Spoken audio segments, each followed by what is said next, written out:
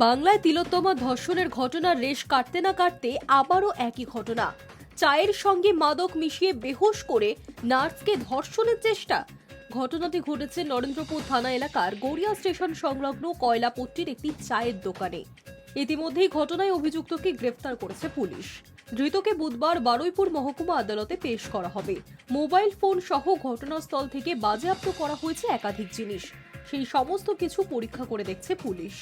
নরেন্দ্রপুর থানার পুলিশ সূত্রে জানা গিয়েছে, গড়িয়া স্টেশন সংলগ্ন কয়লাপট্টির এলাকায় চায়ের দোকান আছে সোমনাথ পণ্ডার।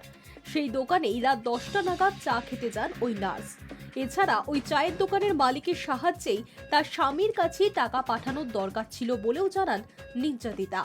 ভিন রাজ্যে কর্মরত নির্যাতিতার স্বামী চা খেতে গিয়ে দোকানে বসে কথা বলার সময় চায়ের সঙ্গে কিছু মিশিয়ে তাকে খাওয়ানো হয় বলে দাবি।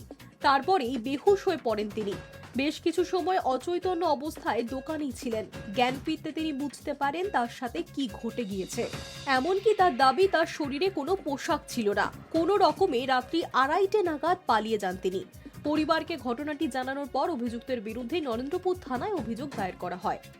দোকানে এসেছিলাম 9:30 নাগাদ। আমি সোনার দোকানে গেছিলাম, ওখান থেকে আংটি নিয়ে আবার উনি আমাকে ফোন করে বলছে যে আমার দোকানে আসো। আমি বলছি কি আমার বরকে টাকা পাঠাতে হবে, তার জন্য আমি 500 টাকা নিয়ে এসেছিলাম আমার বরকে টাকা পাঠানোর জন্য, কারণ ওখানে পাশে অনলাইনে কোনো কিছু ছিল না, তাই ওই দাদাটা পাঠিয়েছিল যে একটু বসো, রাত করে পাঠাবো। তারপরে উনি জলের সাথে একটা কি ওষুধ মিশিয়ে দিয়ে আমার মাথাটা যেন ঝিমঝিম করছে। তারপর উনি দোকান বন্ধ করে দিয়ে আমাকে ব্ল্যাকমেল করছে যে তুমি যদি চিৎকার করো তাহলে তোমাকে মেরে ফেলবো, খুন করে ফেলবো। আমাকে বলছে উনি মদ খান, উনি নাকি এরকম আগে অনেক করিয়ে দিয়েছে। আমাকে নিজে ওষুধ খাইয়ে দিয়ে বেহুশ করে রেপ করার চেষ্টা করেছে।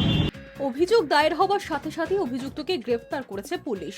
নির্যাতিতার শারীরিক পরীক্ষার পাশাপাশি আদালতে তার গোপন জবানবন্দির আবেদন করা হবে বলে জানিয়েছে নরেন্দ্রপুর থানার পুলিশ।